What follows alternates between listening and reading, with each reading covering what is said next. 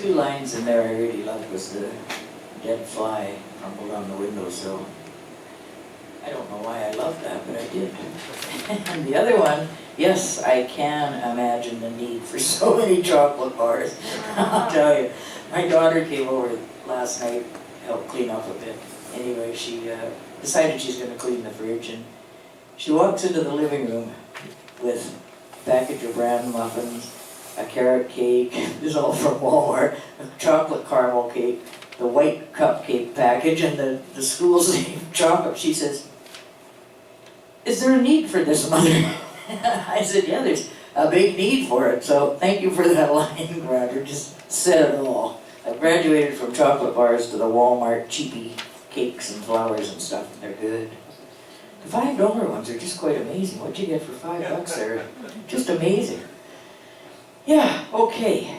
Next up we have a gentleman coming up who's been very instrumental in the literary scene and the poetry scene around New Westminster and other parts of the Lower Mainland. Fine poet and a great guy. Aidan Chafe, please come up to the mic.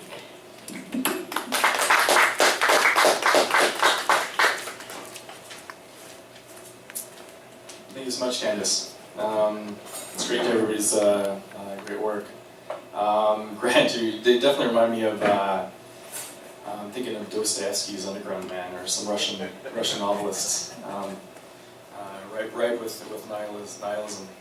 I guess this is along the same front. I wrote a series of poems. I've been writing a series of poems using a persona, but most of it has to do with my own issues with alcohol. So I wrote a series called The Misadventures of Drowning Man, and it has to do with alcohol and also dealing with ideas of religion, etc. So this is called, I'll read two poems, Drowning Man on the Broken Bicycle of Recovery. Instead of sipping the blood of Jesus on Sunday, drowning man flocks the church of alcohol. Holy Grail equals Old Milwaukee equals drowning man has a problem. Step 1, therapy. Stop drinking, see you in 2 weeks. How did it go? Stop drinking, see you in 2 weeks. How did it go? Stop drinking, see you in 2 weeks. The mind becomes a wheel of unreason, a loathsome ministry of self-medication.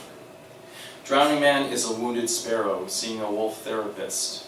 Step 2, attends AA.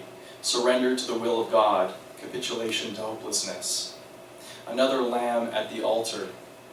Step 3, with his trembling hands, drowning man pours himself a drink, mixes his mind and stirs, considers his next option.